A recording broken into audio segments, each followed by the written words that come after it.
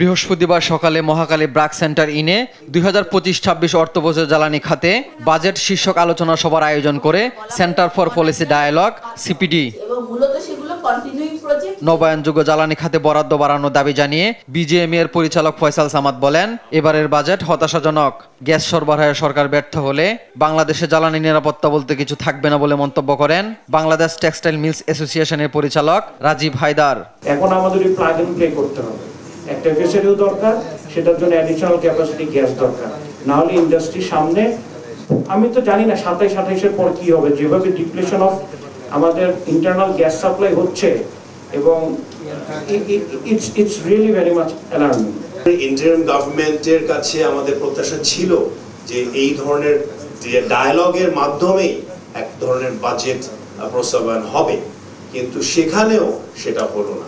বাংলাদেশ ক্রমেই জ্বালানি আমদানিকারক দেশ হিসাবে পরিণত হচ্ছে বলে মন্তব্য করেন কনজিউমার অ্যাসোসিয়েশন অব বাংলাদেশ ক্যাবের জ্বালানি উপদেষ্টা শামসুল আলম। 50% ট্যাক্স তারা পে করতে পারবে না, কিস্তি দিতে পারবে না। আমি মনে করি 100% পারবে না, কারণ আপনারা কিছুই বানানোর সুযোগ থাকবে না। নিরবিচ্ছিন্ন গ্যাস ও বিদ্যুৎ সরবরাহে অন্তর্বর্তী সরকারকে ব্যবস্থা নেওয়ার আহ্বান জানান সিপিডির গবেষণা পরিচালক খন্দকার গোলাম মুয়াজ্জেম। বর্তমানে জ্বালানি এবং বিদ্যুৎ খাতের সংকটগুলো সম্পর্কে বুঝতে পারবেন।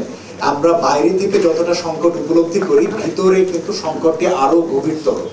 আলোচনা সভায় অন্তর্বর্তী সরকারকে দেশীয় গ্যাসের সরবরাহ নবায়নযোগ্য শক্তির ব্যবহার বাড়ানোর পাশাপাশি জ্বালানি নিরাপত্তা জোর দেওয়ার দাবি জানান সংশ্লিষ্টরা। AH হিমেল, দেশ টিভি, ঢাকা।